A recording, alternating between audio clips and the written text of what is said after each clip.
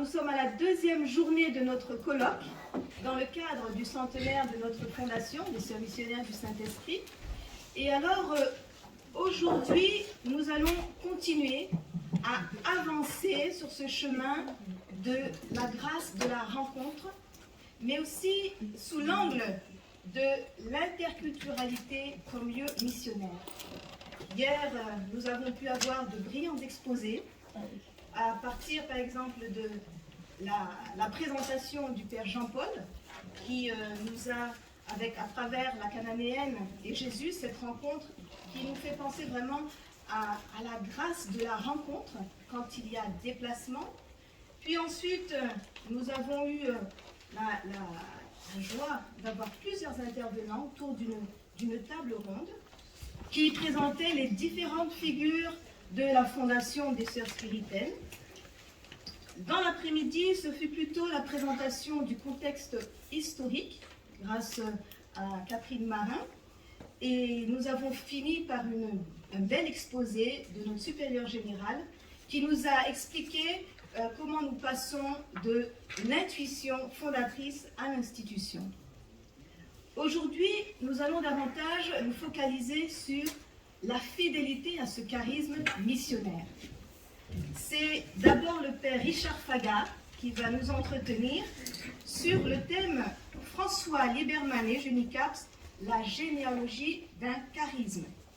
Alors hier, le Père Paul Coulon, qui était modérateur, nous a présenté brièvement le Père Richard Faga, mais pour tous ceux qui ne le connaissent pas, qu'est-ce qu'on peut dire de lui?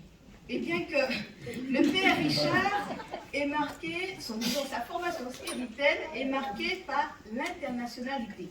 Commencé au Nigeria, dont il est natif, puis au Ghana, en passant par le Sénégal, pour l'achever en Irlande. Ordonné prêtre en 2003, cette même année, il est envoyé en mission en Guinée-Conakry.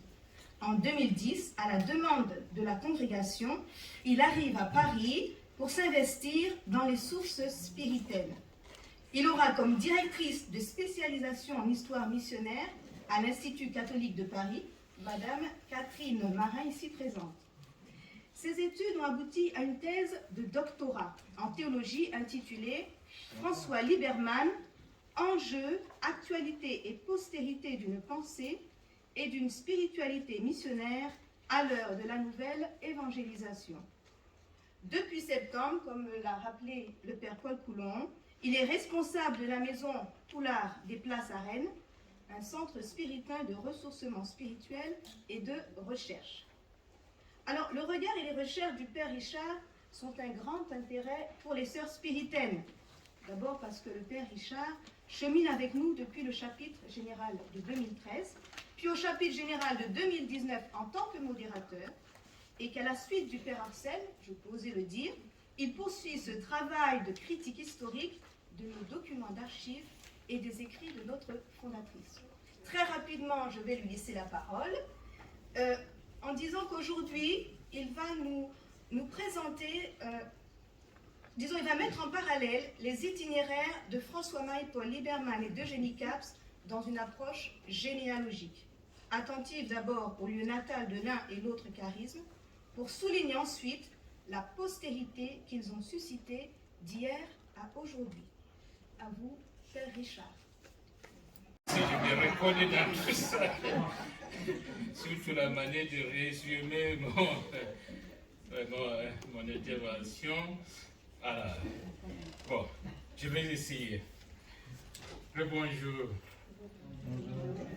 Donc, j'ai intitulé cette communication François Lieberman et Eugénie Capps, généalogie d'un charisme missionnaire. Histoire du lien entre Eugénie, fondatrice, et Lieberman, dont elle a fait la rencontre au hasard d'une lecture, Lieberman, dont elle découvre le charisme et la spiritualité, puisque l'un ne va sans l'autre. Cette histoire a été évoquée et soulignée à maintes reprises hier par plusieurs intervenants. Voilà notre esprit tout trouvé. c'est devenu presque un refrain, j'allais dire un mantra, pour que les sœurs spirituelles reprennent à la suite de Sœur Eugénie en parlant de Lieberman.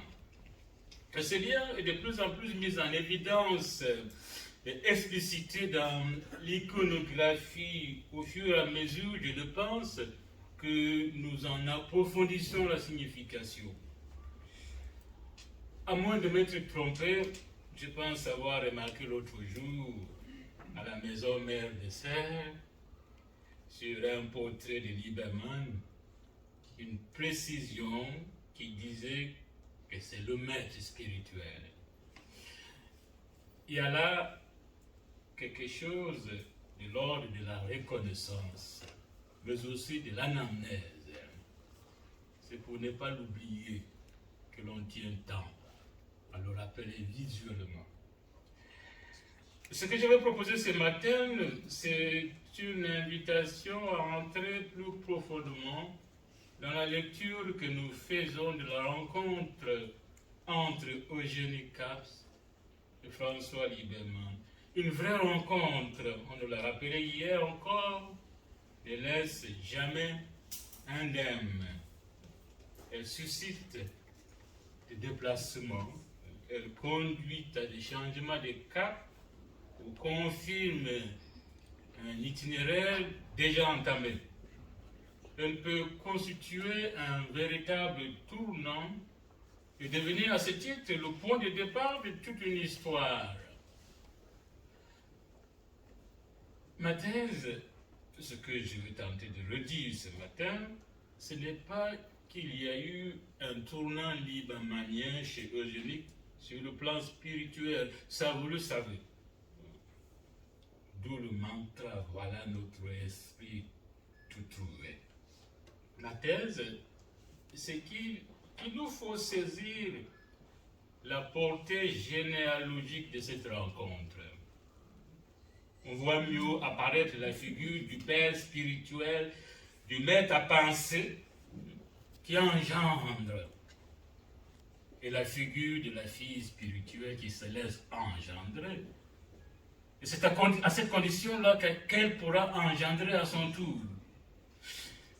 Deux précisions d'ordre vocabulaire avant d'annoncer la suite de mon plan. Généalogie et charisme. Voilà deux mots très chargés. Et à propos de la généalogie, pour traduire un petit peu le sens que lui donnait Nietzsche, tenons-nous ici simplement au fait que tous, tant que nous sommes à n'importe quelle étape de notre existence, il y a toujours quelque chose ou quelqu'un qui nous précède. Même notre discours est précédé par d'autres discours et tient une large part de sa cohérence à partir de ce qui précède. Et dans ce sens, un colloque est un bel exercice généalogique. Quand on entend les intervenants se référer les uns aux autres, à ceux et à celles qui les ont précédés. Et sans le faire exprès, hier matin, je me suis livré ici même à un petit exercice en généalogie, en faisant référence à l'une et à l'autre personne dans notre assemblée, aux confrères aidés en mission, aux enseignants qui nous ont formés. La sagesse voudrait que nous soyons attentifs à ce fait universel. Et c'est pourquoi, à propos du charisme, l'autre mot chargé, il faut reconnaître que n'importe l'originalité d'un fondateur ou d'une fondatrice, son charisme n'arrive jamais de nulle part. Dieu seul est capable d'appeler à l'existence ce qui n'existe pas. Dieu seul crée à partir de sa plénitude d'être. Le charisme étant un don spécial, l'intuition en vient d'un autre, le tout autre. Et le plus souvent, il est reçu avec le concours des autres. En tout cas, jamais sans le concours d'autrui. Et parler de la généalogie d'un charisme revient alors à honorer le don en soi. Le don en soi. À remonter à la source même d'où jaillit ce don. Pour mieux rendre compte du don de soi. Et repérer ce qu'il convient d'appeler le lieu natal. Et l'acte de naissance d'un charisme fondateur. Ainsi que c'est sa capacité d'engendrer une postérité. Généalogie d'un charisme, donc, celle-là qui semble relier Eugénie à Liberman, je vais tenter de la décliner en 3 temps, en mettant les 2 figures un petit peu en parallèle. Le premier temps concerne le don en soi, celui que l'Esprit Saint fait à Liberman et à Eugénie, respectivement. Le deuxième temps consiste à repérer le lieu natal de l'une et de l'autre figure fondatrice. Il ne s'agira ni de Sarven pour Liberman, ni de Lutheran pour Eugénie. En troisième temps, pour terminer, ce sera une interpellation aux héritières que nous sommes, afin de tirer les conséquences de cette dimension généalogique du charisme de nos fondateurs que nous essayons de mettre en œuvre. Premier temps donc, le don en soi. Voyez, d'un point de vue humain, on peut dire que rien, à part la géographie, ne prédisait une possible rencontre entre Eugénie et Liberman. Plus d'un demi-siècle les sépare. C'est-à-dire que rien ne prédestinait le fils du rabbin de Sarvel à devenir la grande figure spirituelle et missionnaire qu'on connaîtra au XIXe siècle. Une lecture, même en diagonale du récit de la vocation d'Eugénie, laisse entendre un appel précoce. Assez précoce d'ailleurs. Chez Liberman, tout semble arriver à l'improviste. Comme disait le père à Saint-Robert, Dieu vient à l'improviste. Le chemin a été long et imprévisible.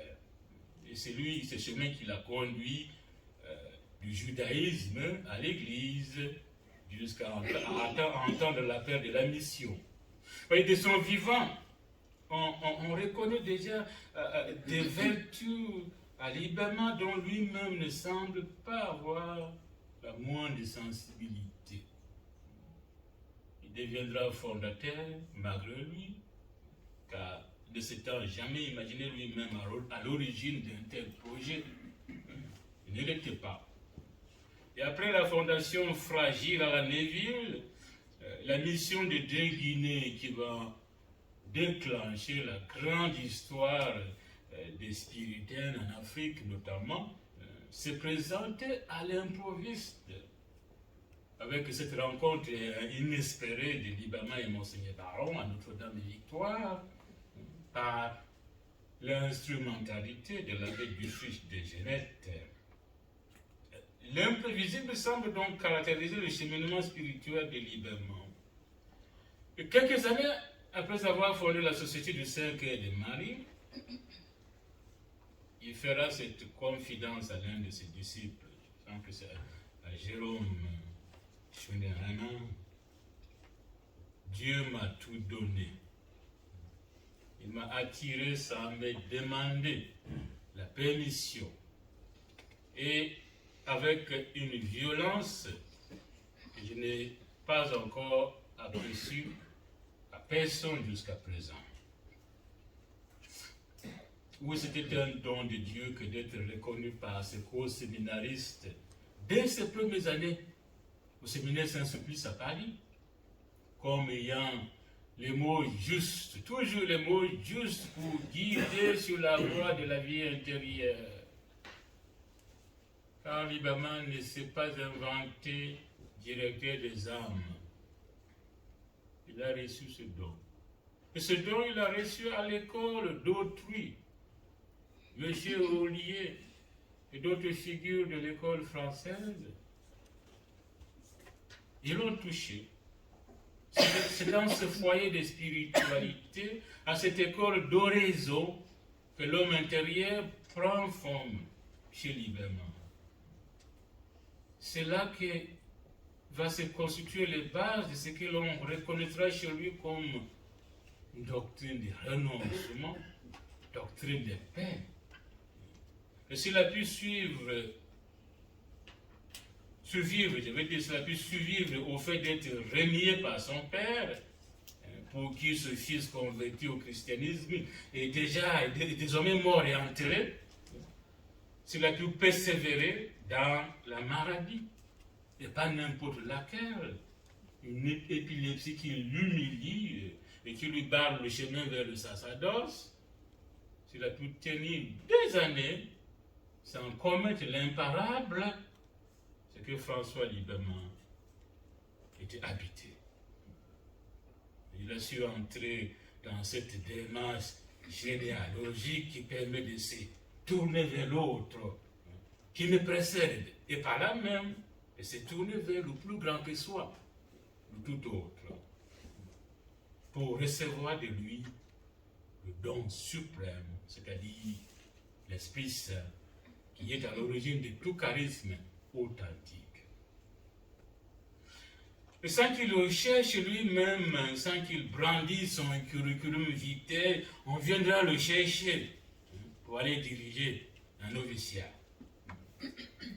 Sans qu'il prétende à quoi que ce soit, les amis, les confidents, le petit groupe qui pense à l'apostolat des Noirs, trouvent en lui la personne habilitée, la personne idéale à mener des projets d'une intuition à une fondation. Et parce qu'il a fait l'expérience d'avoir tout reçu, l'expérience généalogique de tout devoir, je dois, j'ai reçu. Lieberman va tout donner jusqu'au dernier degré. Et c'est pour cela qu'en matière de spiritualité missionnaire, le style liebermanien va marquer fortement une jeune femme aussi généreuse qu'Eugénie. En termes généalogiques, ce n'est pas le don en soi qu'Eugénie tient de Lieberman, mais le don de soi. Le jusqu'au boutisme qui ne recule devant rien, parce qu'il sait faire avec la providence. Venons-en donc à ce dernier temps, le don de soi. Ce deuxième temps, je veux dire, don de soi. Le don de soi, deuxième moment que j'avais énoncé pour décliner ce que j'entends par généalogie du charisme. Voyez, le don en soi appelle le don de soi. Sinon, le charisme est mort-né. Je pense que dans l'histoire du christianisme, il doit en avoir beaucoup. Ils sont morts-nés. C'est avec ce don de soi que vient au monde une figure fondatrice. Et dans ce sens, Lieberman aura pour lieu natal l'œuvre des Noirs qu'il va conduire à la fondation. Il est né sur le terrain là, comme figure missionnaire. Le fondateur est ici comme un compositeur d'une œuvre musicale dont il écrit la partition. Et l'interprète à travers son exemple. Il en donne le ton. Il en fixe les accents. Pour ainsi dire, les sols majeurs, les sols mineurs, toute la notation, vous voyez, qui laisse détecter les fausses notes quand elles surgissent. C'est cela que Lieberman a voulu faire à travers l'exemple d'une vie toute donnée, puisque lui-même a tout reçu. C'est une mélodie qui a plu à Eugénie. Elle lui a plu jusqu'à dans les accents particuliers, dans la formulation des paroles. Et quand vous parcourez les lettres d'Eugénie à Catherine Franz, par exemple, vous retrouvez des formulations proprement libermaniennes. Par exemple, la plume légère. C'est également l'abandon à la providence, la docilité à l'Esprit Saint. Eugénie en est tout imprégné. On voit bien qu'elle a lu ce maître spirituel. Cette capacité de se donner soi-même comme l'autre, finalement comme le Christ, signifie profondément qu'on devient fils ou fille de l'autre. On est dans une démarche de filiation, donc démarche de généalogie. On a fait ici, je pense qu'au début d'été, avec la sœur Agnès, une conférence où on a essayé de rappeler cette filiation spirituelle qui fait que les sœurs spirituelles sont filles de Liberman, tout autant filles d'Eugénie Cabs.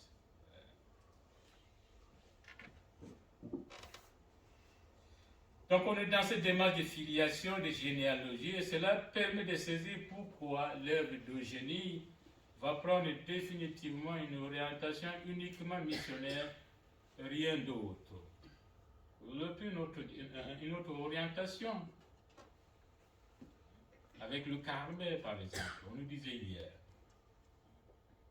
ça aurait pu être des contemplatifs, que sorte, mais non, uniquement missionnaire, parce que la partition, évidemment, a été trouvée belle. Si la partition est belle et bien celle d'Eugénie, je veux dire, la mélodie sera libermanienne.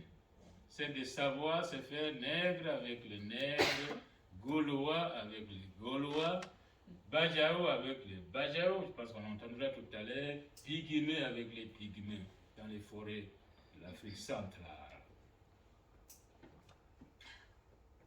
Interpellation pour les héritiers que nous sommes.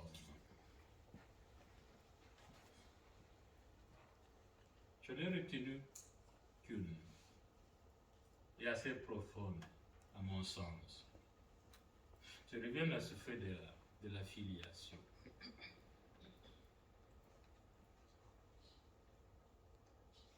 On devient homme ou femme à part entière lorsqu'on se reconnaît fils et fille d'autrui. Et c'est cela, il me semble, un lieu d'interrogation et d'interpellation pour nous.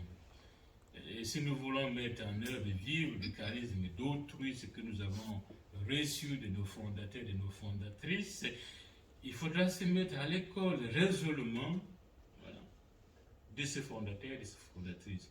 Nous, du côté de Libermanien, nous savons d'où il est venu. Nous savons ce qu'il a porté.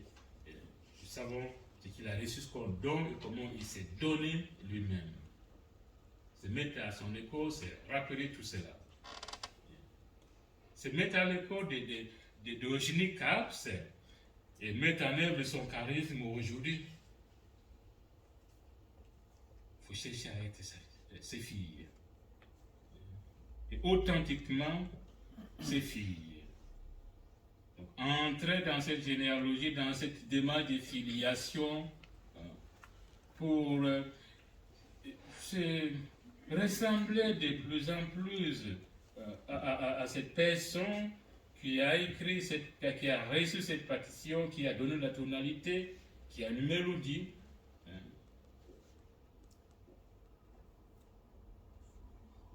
Sinon, on trouve les fausses notes dans l'orchestre. C'est à peu près cela que j'avais envie de souligner aujourd'hui avec cette dimension généalogique du charisme, en reliant le deux. Eugénie, fille de Lieberman, elle,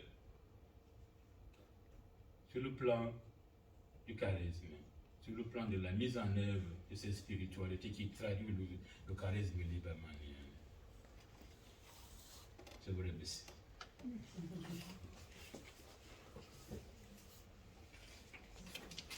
Richard, merci pour votre exposé. Vous nous lancez ce matin une interpellation vis-à-vis de notre filiation qui se veut, qui voudrait être authentique. Et alors là, on a un temps pour l'échange, pour justement, entre nous, essayer de voir comment, à travers ce que nous a présenté le Père Richard, nous pouvons penser justement à la fidélité d'un charisme, à cette filiation. Et justement, voilà, la parole est donnée pour réagir aussi face à ce que le Père Richard nous a présenté ce matin. Voilà, à vous la parole.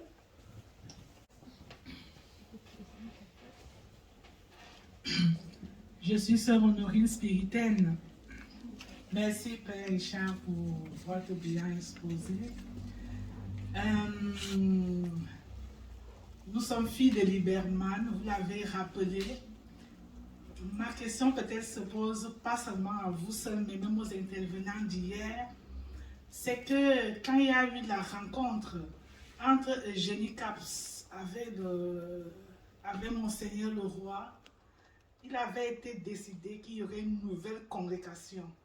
Alors, le nom serait comme celui des pères, mais chez nous, c'est vraiment sœur missionnaire du Saint-Esprit.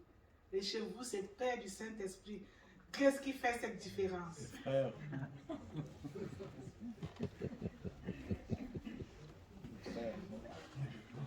Il y a aussi des frères, hein?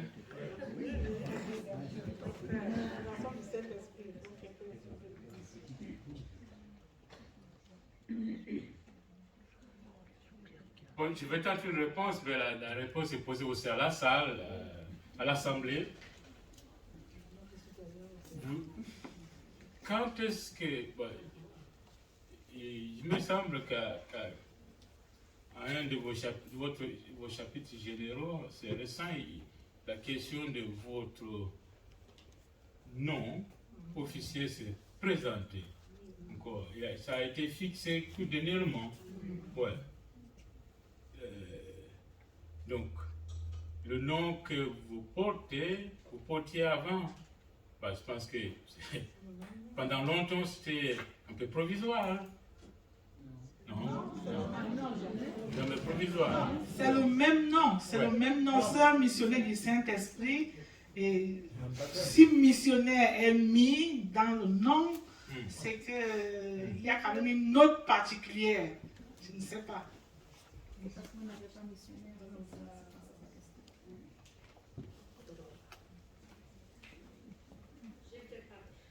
Ah oui, parce que oui, je me rappelle le débat. Le débat était qu'à un moment dans certains pays, on confondait les sœurs puritaines avec les spiritains dans le cible. Les sœurs mettaient 16 aspects comme les spiritains. Donc ça a apporté une confusion. Voilà. Oui, je peux intervenir. Mais je pense que, je ne sais pas, Honorine, ta question était le mot missionnaire, parce que le nom identifie une personne. Le nom donne à la personne voilà, tout son avenir, ce qu'elle va être, comment elle doit se comporter, comment elle doit vivre, comment elle doit exister. Et c'est vrai que notre nom d'Institut, c'est Sœur missionnaire du Saint-Esprit. Et je pense que la question se situe que vous, c'est Congrégation du Saint-Esprit. Il n'a pas missionnaire. Mais bon, il doit avoir autrement, mais il n'est pas dans le nom. Le nom identifie quelqu'un. Je pense que c'est ça la question. Ah non, Honorine, c'est pas ça.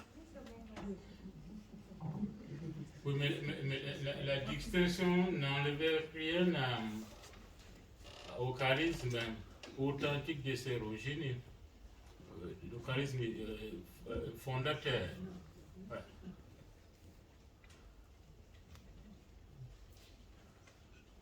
Oui, en français facile, c'est qu'il n'y a pas de réponse. Excusez-moi que je le dise. En français facile, il n'y a pas de réponse. Aujourd'hui, je m'appelle Benoît. Mais je ne suis pas Saint-Benoît.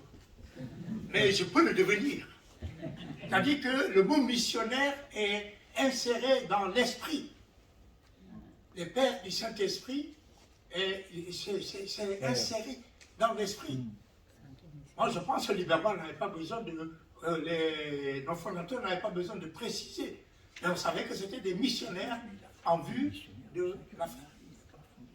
Et le père Coulon qui est là, il va voir tout seul, il parle tout seul, et il va dire tout seul. Prenez le micro.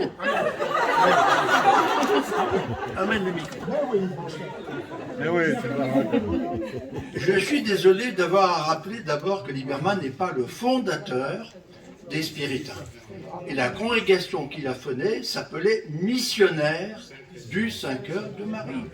Donc voilà.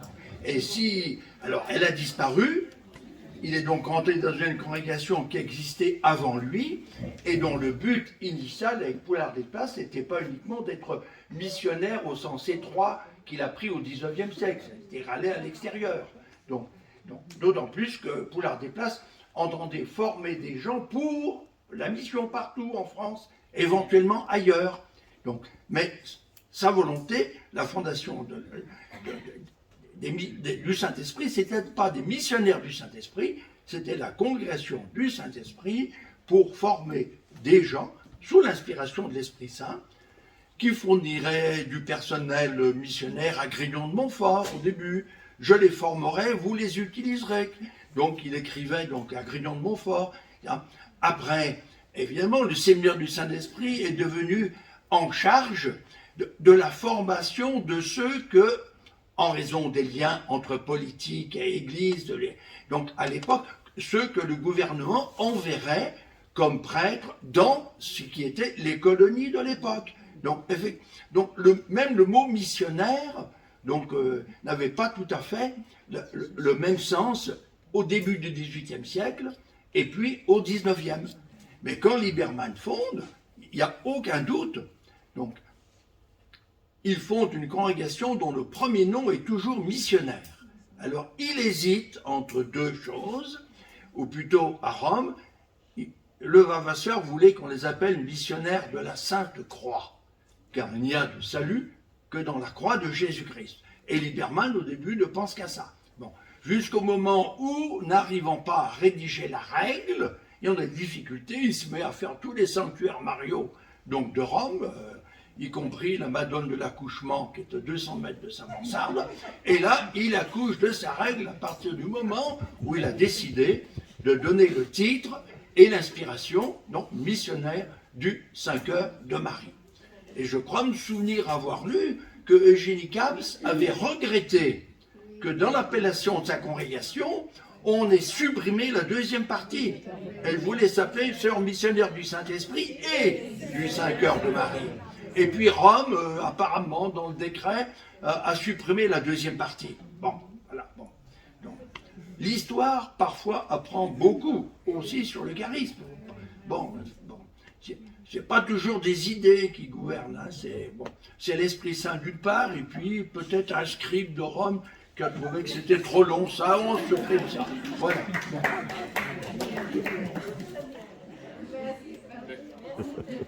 Et l'appellation, le nom officiel maintenant de ces missionnaires du Saint-Esprit, vous l'abrégez comment?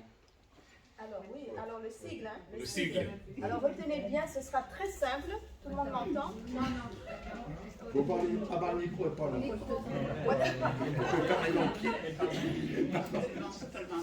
C'est juste pour... voilà. Alors, on retient assez bien parce qu'en fait, il suffit d'écrire en majuscule SMS, c'est du latin en fait, hein, SMS, petit p, S. Voilà. Sœur missionnaire du Saint-Esprit. Et en fait, vous avez la transcription en latin. Parce que justement, on s'est dit, mais comment faire puisque nous avons quand même 3 langues de congrégation. Et là, ça fait l'unanimité pour tout le monde. Donc SMS, petit p, grand S. À partir de maintenant, quand vous voyez ceci, vous savez que c'est la marque des sœurs missionnaires du Saint-Esprit, dit communément les sœurs spirituelles. Voilà. SMS.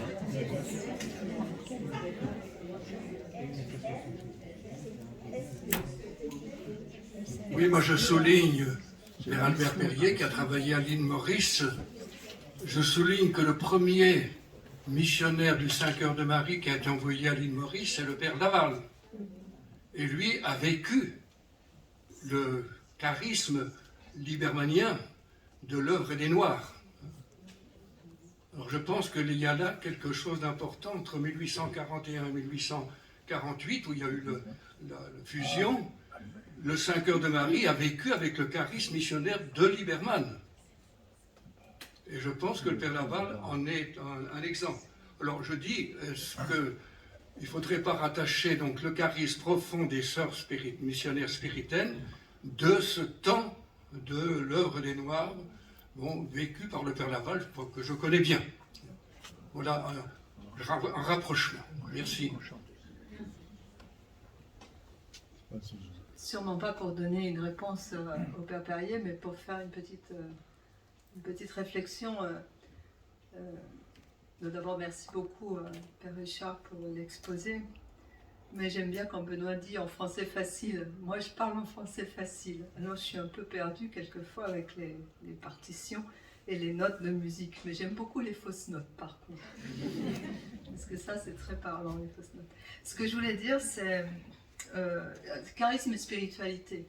C'est deux termes aussi que j'utilise souvent, en me disant que, enfin, j'ai lu aussi, que le charisme, c'est le don, et la spiritualité, ça serait la réponse au don. Et Liberman, il nous offre la réponse, en fait. Ça n'empêche pas que Jenny, comme vous l'avez très bien dit, elle reçoit le don, le charisme. Et elle a sa manière à elle de répondre à la spiritualité. Peut-être que nous, jusqu'à présent, le maître spirituel, c'est Liberman, mais elle nous apporte, avec ses mots à elle, avec sa terminologie à elle, sa vie à elle, son temps, une autre manière de vivre. Et je crois que chacune de nous, enfin chaque spiritaine aussi, dans sa manière de répondre à l'appel de Dieu, qui est le don, on ne va pas dire qu'on a chacun notre spiritualité, mais moi on a quelque chose de ce que j'avais entendu hier avec Madame Marin, quand elle disait qu'il y avait les trois influences dans les constitutions, Liberman, Eugénie et l'expérience. Et je pense qu'il y a quelque chose de très fort justement dans ce que vous avez dit. Enfin moi j'ai trouvé à fouiller dans l'expérience. Et une autre chose aussi, alors peut-être que je dissipe un peu là, mais un autre point aussi, c'est quand on va chercher chez Catherine Frenz. Donc on est sur la fin de la vie d'Eugénie, elle a fait son noviciat, elle a tout écouté, elle a tout lu, elle est vraiment, c'est sûr qu'il y a des expressions. Nous on a même eu, avec Sœur Paul, on peut dire cette petite anecdote, Sœur Paul, quand j'ai fait mes vœux perpétuels, je me suis arrêtée à la phrase, Bernard s'en souvient aussi, à la phrase « L'œuvre des missions est une œuvre de la croix ». Elle est dans notre rituel de profession, mais on ne savait pas d'où ça venait. On a cherché partout. Sœur Paul, on a cherché, hein. On a cherché chez Liberman. On a cherché chez Eugénie. On a fini par la trouver. Alors, on l'a trouvée chez Liberman, on l'a trouvée chez Eugénie. Finalement, l'origine, c'est quand même chez Liberman. Mais on trouve aussi ça chez Eugénie Claps. Hein. Donc, il y a vraiment des élans. Mais, ce que je trouve intéressant, c'est que c'est avant, bien avant, dès 1915, on voit déjà on sent déjà... Et quand on cherche à découvrir le charisme, par exemple au noviciat, on le cherche tout simplement dans la vie simple d'Eugénie quand elle est petite, quand elle grandit, quand elle est adolescente, quand elle se met au service dans son village, quand elle se met au service des personnes, etc. Là, on voit comment elle va déjà répondre une spiritualité du don de soi, du jusqu'au bouddhisme, etc. Mais déjà, elle a déjà reçu quelque chose comme ça. Donc, la spiritualité comme réponse au charisme. Merci. Effectivement, c'est ça. Donc, les images partition, musique, mélodie, mise en musique. C'est ça. Ouais. Je le dis. Ouais. Oui, c'est la même chose. Bon, moi j'ai du mal avec le mot filiation par rapport à Eugénie, fille de Lieberman. Je suis prête à dire que nous, spiritaines, nous sommes filles d'Eugénie et nous sommes filles de Lieberman. Mais en ce qui concerne Eugénie, c'est un peu différent. Parce que quand elle a rencontré les écrits de Lieberman, elle portait déjà toute une spiritualité bien avant de le rencontrer. Et pour moi, personnellement, je pense qu'elle a trouvé chez Lieberman ce qu'elle portait déjà en elle. C'est pourquoi j'ai du mal avec ce mot de filiation par rapport à Lieberman, Eugénie. Nous sommes filles de Lieberman et filles d'Eugénie. Mais Eugénie, moi, je pense que c'est un peu différent pour ce qui la concerne. Merci beaucoup. Mais je me demande, vous allez passer par où pour être fille de Lieberman sans passer par Eugénie?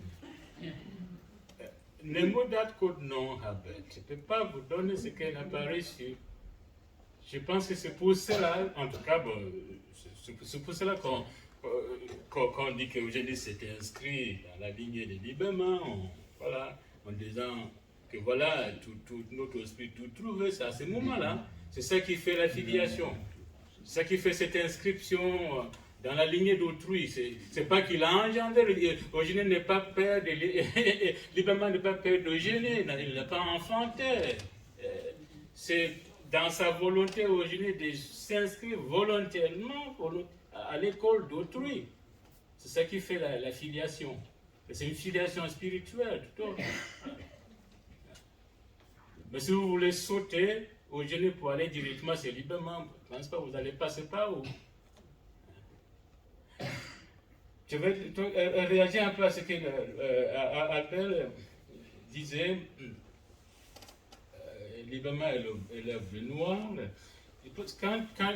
Quand Eugénie rencontre Lieberman, c'est tout Lieberman, on ne va pas commencer à compartimenter, à séparer. Et après suite à la fusion, Lieberman a déclaré que toutes nos règles étaient debout, donc les règles de Saint-Cœur de Marie. Ça continuait. On a perdu le nom, mais on n'a pas perdu la réalité. Voilà.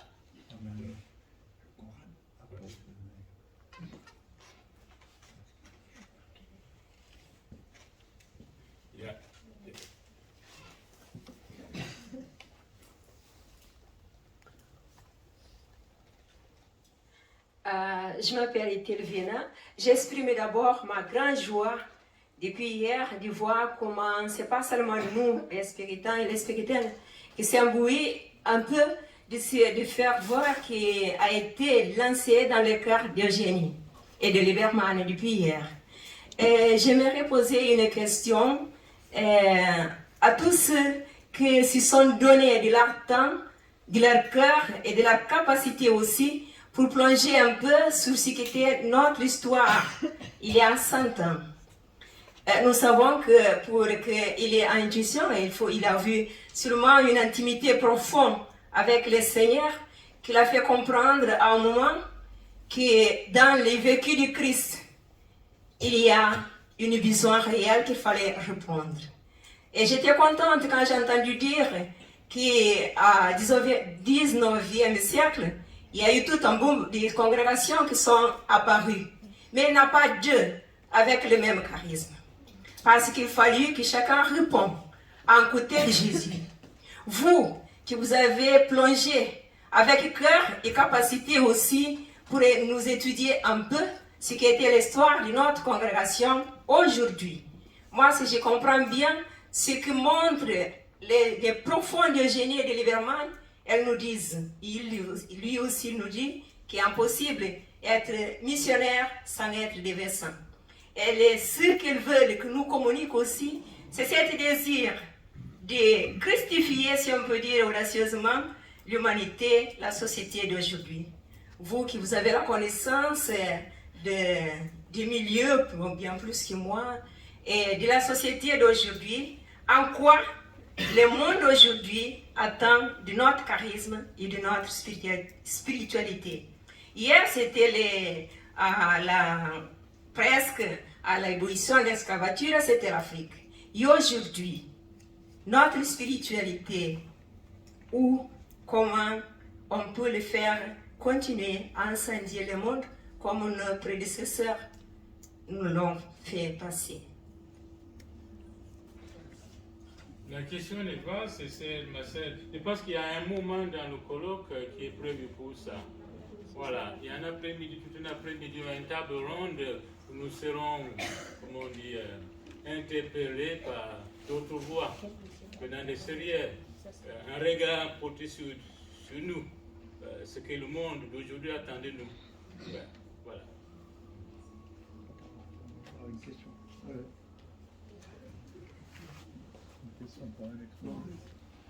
Je reviens à l'histoire, j'aimerais savoir quelle vie de Lieberman, donc, elle a lu, Eugénie Caps. Si c'est en allemand, évidemment, moi je ne l'ai pas lu, donc je n'ai pas accès. Or, c'est sûr que c'est la vision de la spiritualité de Lieberman dans cette vie. Alors, or, on sait très bien que dès la première biographie de Lieberman, Pitra, il y a une interprétation de la spiritualité de Lieberman, qui d'ailleurs a varié par la suite, qu'on a remis en cause, qu'on a approfondi, on dit mais c'est pas ça. Alors quel texte? Il faudrait voir quel est le texte.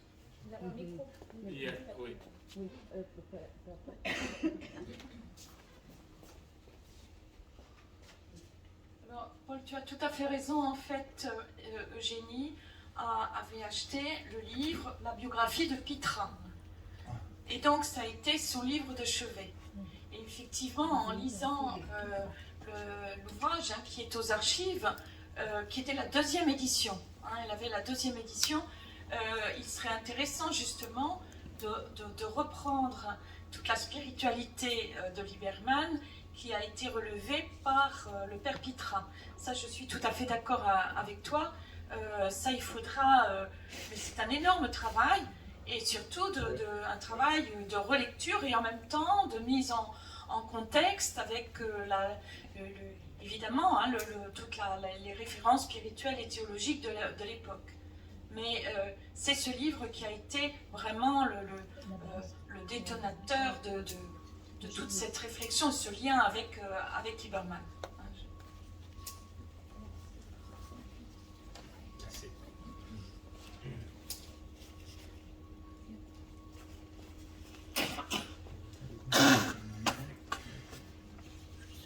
Merci. Moi, c'est Sœur Anna Sabé, spiritaine. Je ne sais pas s'il s'agit de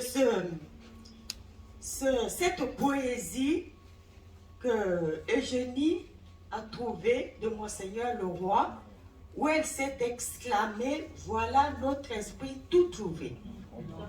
Non, c'est pas ça. Non, c'est pas ça.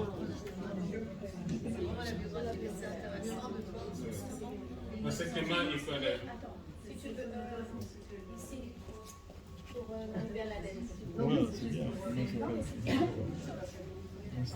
On avait juste fait une conjecture quand on a fait la conférence par rapport à ce que Eugénie avait lu. On était persuadé que c'était un don Pitra, parce qu'il y avait une édition qui venait de sortir avant la guerre. Oui, juste avant la guerre, pas avant la guerre. Mais on n'en était pas sûr. Nous, on n'a rien trouvé aux archives. On a demandé, mais bon, l'archiviste nous a répondu qu'il n'y avait pas d'indication. Vous l'avez trouvé, madame, merci beaucoup. Oui, bravo. Oui, c'est seulement parce que je trouvais intéressant la réflexion de Anne, parce qu'en 1912, quand elle lit le poème de Monseigneur le Roi, et on dit qu'elle va le garder toute sa vie sur elle, il n'est pas Monseigneur d'ailleurs à l'époque, c'est signé Père Alexandre le Roi, et là, il y a quelque chose de fort justement de son appel missionnaire. Il n'y a pas la spiritualité, etc., détaillée et tout, mais il y a quelque chose de son appel missionnaire. Sinon dans une biographie de cette époque-là, c'était très spirituel. C'est peut-être pas si missionnaire que ça. Romancé, parfois. Voilà, et oui.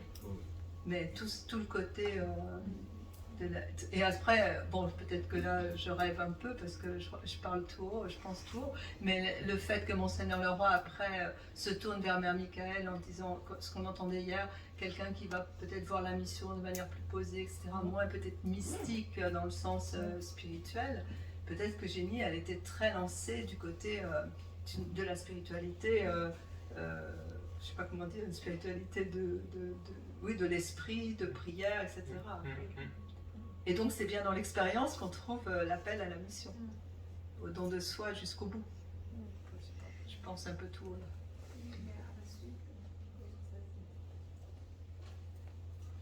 Oui, je voulais seulement ajouter, mais à la suite, on trouve dans les recherches du père Arsène Aubert, que pour nous sont très importantes, que c'est le premier qui vraiment s'est plongé comme historien à l'intérieur de toute cette histoire, qu'après Eugénie va lire les écrits du père Lieberman à la suite de ce premier contact.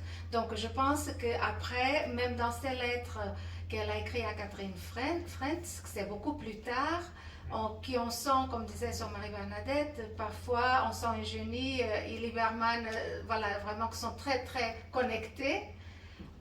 Ça veut dire qu'elle va s'approprier aussi à la suite. Donc je pense que chez elle aussi, il a eu une évolution.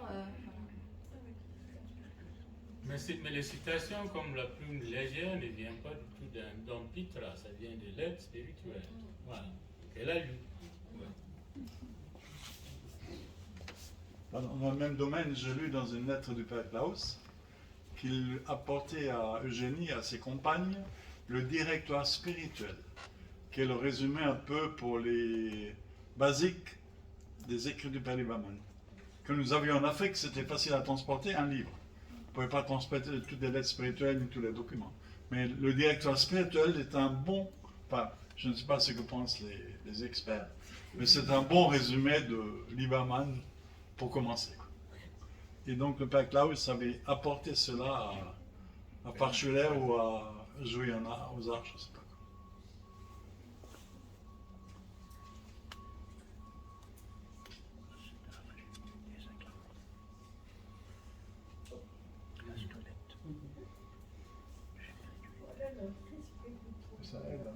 Il y a Sœur Paul qui parle de... Sœur Paul, vous voulez dire quelque chose? Sœur Paul. Non, pas Sœur Bernard et Bernadette et mon porte-parole.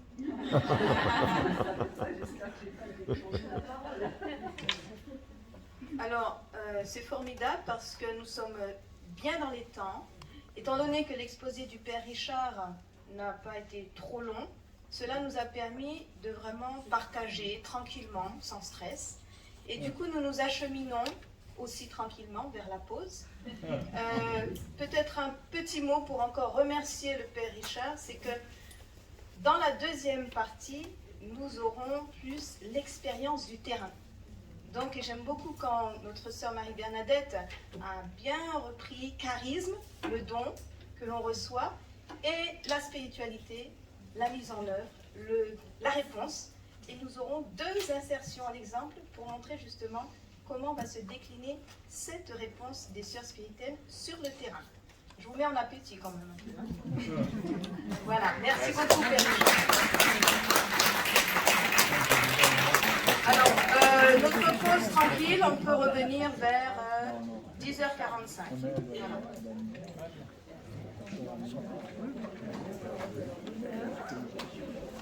Voilà.